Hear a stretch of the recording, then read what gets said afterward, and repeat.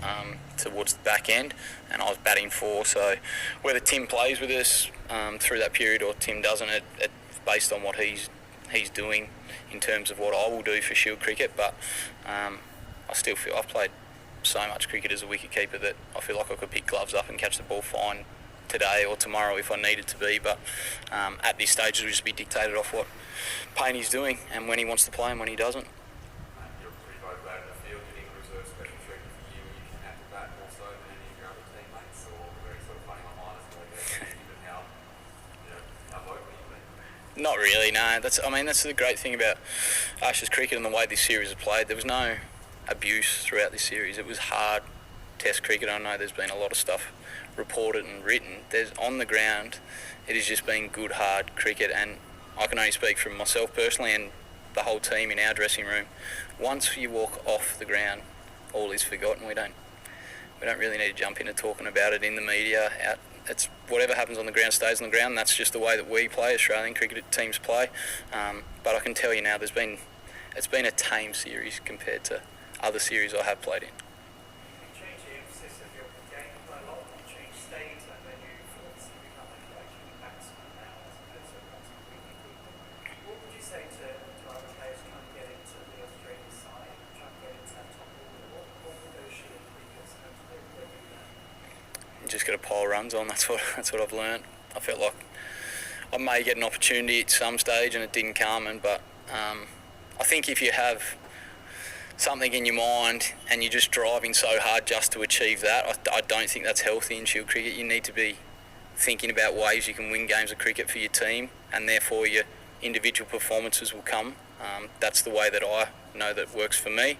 I try and win as many games as I can for Tassie, and whether that means that I get 100 or I don't, in the end I want to be the best cricketer that I can possibly be. Whether that's Australian selection or not, I still want to be the best player I can be.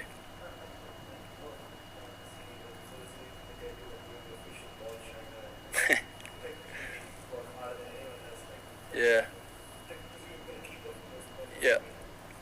Well, I'm fielding at mid-off, so usually the guy at mid-off gets the ball, but that's just the way it kind of worked. I said I've fielded a little bit in Hobart and I shone the ball there, here and there, but in the A trip as well, and then here I just find myself at mid-off. They try and get me to run around. I'm getting a bit old to be running around, to be honest, but I just seem to get tossed the ball, so the boys are happy with the buff they're getting on it, and they're bowling well.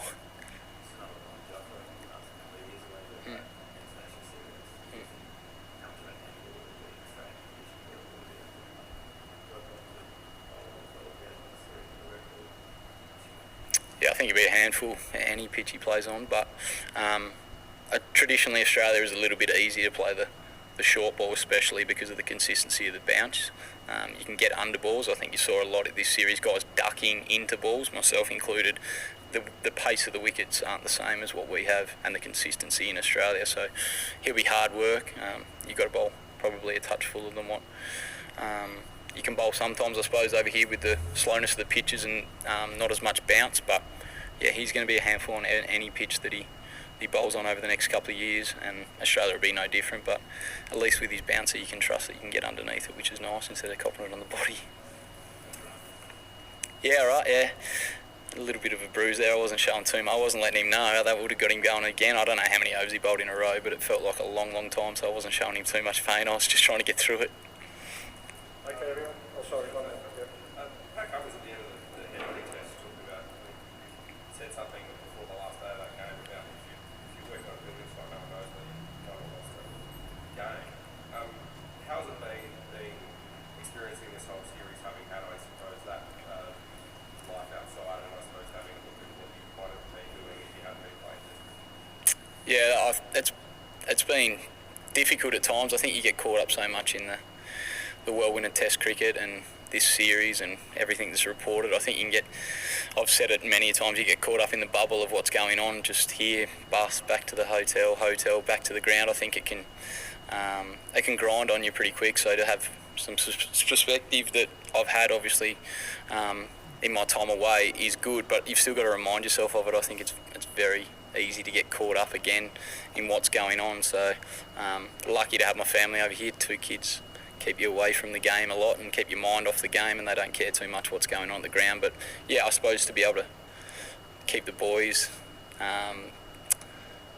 for the boys to understand that, you know, Test cricket and cricket in general is not everything, and I'll throw a few one-liners out, pretend that I've been a builder for many, many years and that I've got all this life experience, but